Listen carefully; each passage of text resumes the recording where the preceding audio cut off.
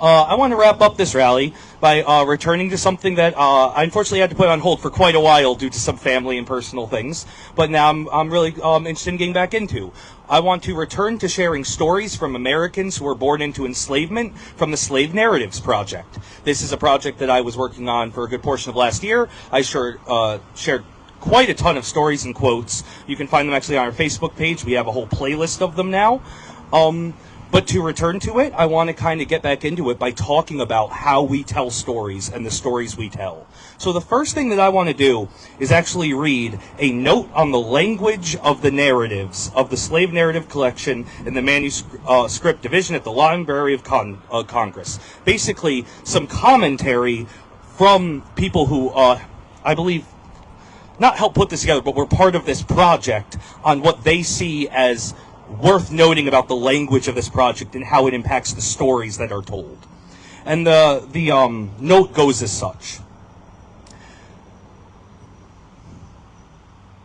The narratives usually involve some attempt by the interviewers to reproduce in writing the spoken language of the people they interviewed, in accordance with instructions from the project's headquarters. The interviewers were writers, not professionals trained in phonetic transcription of speech, and the introductions they received were not altogether clear. I recommend that the truth of idiom be paramount and the exact truth to pronunciation secondary, wrote the project's editor, John Lomax, in one letter to interviewers in 16 states. Yet he also urged that, quote-unquote, words that definitely have a notably different pronunciation from the usual should be recorded as heard, evidently assuming that the usual was self-evident. In fact, the situation was far more problematic than the instructions from the project leaders recognized. All the informants were, of course, black. Most interviewers were white. And by the 1930s, when the interviews took place, white representations of black speech already had an ugly history of entrenched stereotype dating back to the early 19th century. What most interviewers assumed to be the usual patterns of their informant's speech was unavoidably influenced by preconceptions and stereotypes. The result, as historian Lawrence W. Levine has written, is a melange of accuracy and fantasy, of sensitivity and stereotype, of empathy and racism, that may sometimes be offensive to today's readers. Yet whatever else they may be, the representations of speech in the narratives are a pervasive and forceful reminder that these documents are not only a record of time that was already history when they were created, they are themselves products of irreducibly historical and a particular time and particular places in the long-troubled mediation of African American cultures, a culture by other Americans. I think that really speaks to the fact that even when sharing these stories, something I wanted to do because it's the closest we can get to hearing directly from Americans whose perspectives have been written out of our history, we still fall back to some of the same issues we do today. That we still can't hear from them directly.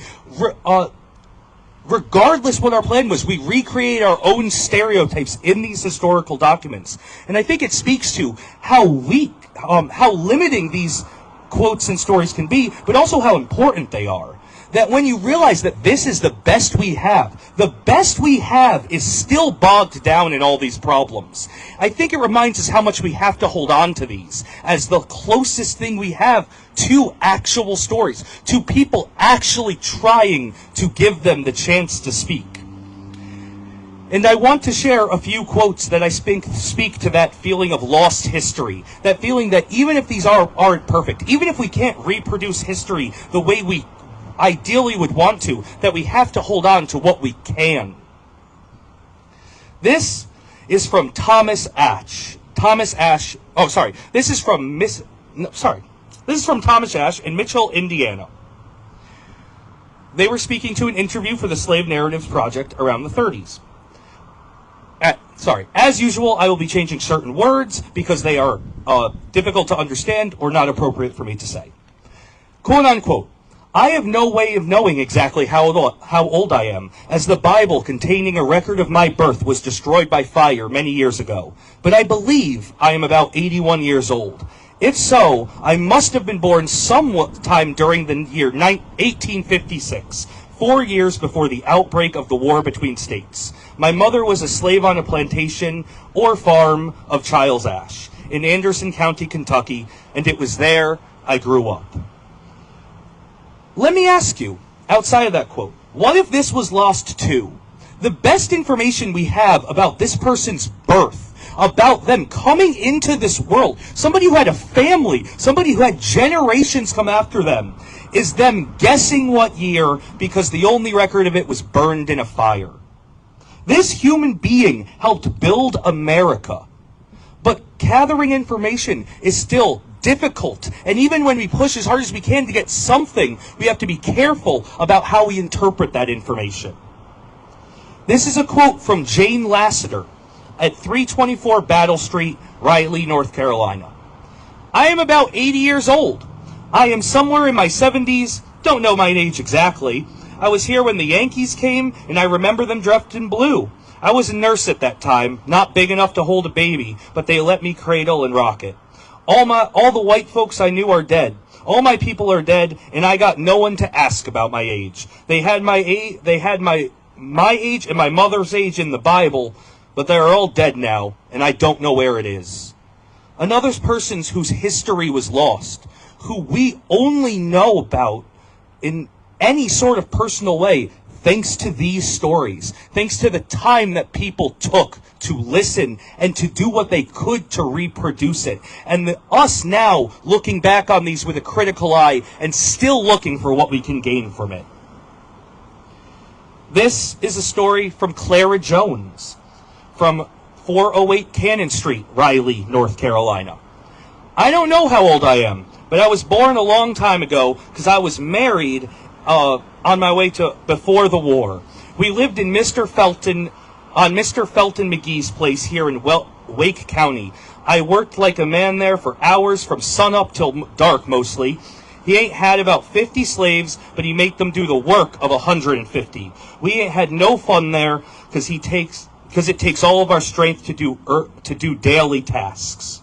My husband William and I stayed on Mr. McGee's. We got married in 1860, the year before the war started, I think. I can't tell you much about our courting, because it went on for years, as the master wanted us to get married so that I could have children. When slaves on McGee's place got married, he always said that it was his duty to have a house full of children for him.